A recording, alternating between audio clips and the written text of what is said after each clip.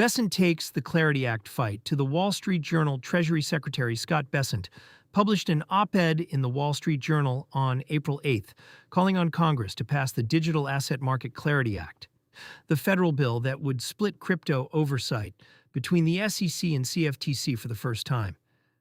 He framed the legislation as necessary to keep the United States as the global financial standard for digital assets. The op-ed marks an escalation. Bessent has been pushing the Clarity Act since his February Senate Banking Committee testimony, where he told industry opponents to move to El Salvador. A WSJ opinion column carries a different weight. It is a formal, authored policy position directed at legislators and the financial establishment simultaneously. 3 weeks until the window closes. The timing is not accidental. Senate Banking Committee markup is targeted for the work period beginning April 13th. Senator Bill Hagerty said the bill could reach the full Senate before month's end. Senator Bernie Moreno put a harder edge on it. If the bill does not advance by May, digital asset legislation may not receive serious congressional attention for years. Galaxy Digital's head of research, Alex Thorne, was more blunt. If Clarity doesn't pass committee by the end of April, odds of passage in 2026 become extremely low, he said in March. The bill must reach the Senate floor by early May to remain viable. The math behind that urgency is simple. Republicans hold a 4-seat House majority, 218 to 214.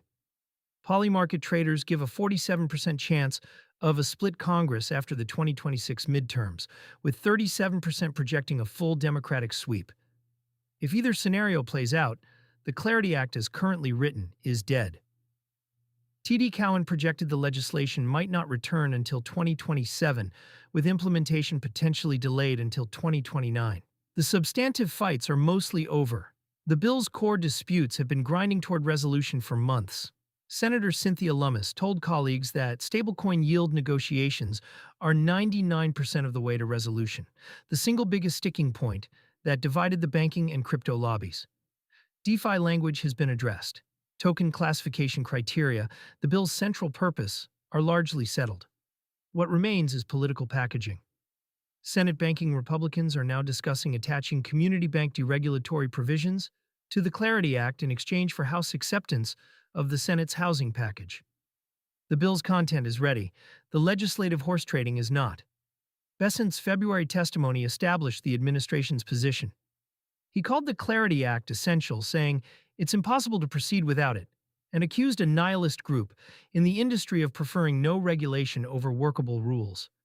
He named no companies, but the comment was widely interpreted as directed at Coinbase CEO Brian Armstrong, who had pushed back on how the bill handles decentralized finance and token classification. What the Clarity Act would actually do. The Digital Asset Market Clarity Act, H.R. 3633, creates a framework for determining whether a digital asset is a security or a commodity. Tokens that meet certain decentralization thresholds would fall under CFTC jurisdiction. Those that do not would remain with the SEC. The bill includes registration pathways for exchanges, custody standards, and disclosure requirements. For the crypto card industry, the implications are direct. U.S. card issuers currently operate in a gray zone where any token offered as cashback, loaded onto a prepaid card, or held in a custodial wallet, could theoretically be reclassified as a security. Clear jurisdiction lines reduce the legal risk of offering crypto rewards denominated in tokens. It also opens the door for more vendors to serve U.S. users, a market many have avoided due to regulatory uncertainty. The Genius Act, which established federal stablecoin rules, was signed in July 2025. Bessent called that signing a seminal moment for digital assets and dollar supremacy. The Clarity Act is the second half of the regulatory pair. Stablecoins are covered, market structure is not. The prediction market view Polymarket currently prices the Clarity Act at roughly 62% odds of passage in 2026. That number has held relatively steady since March, when the stablecoin yield breakthrough removed the most contentious policy obstacle. The remaining discount reflects the political risks. Midterm calendar pressure, the community bank attachment, and a Senate floor schedule already crowded by geopolitical priorities. BTC traded at $70,150 as of April 9th, down 1.1% over 24 hours. ETH sat at 275, down 2.8%. The Fear and Greed Index read 42, in neutral territory. Markets have not priced in any particular outcome on the Clarity Act, which suggests either indifference or an expectation that the bill passes without drama.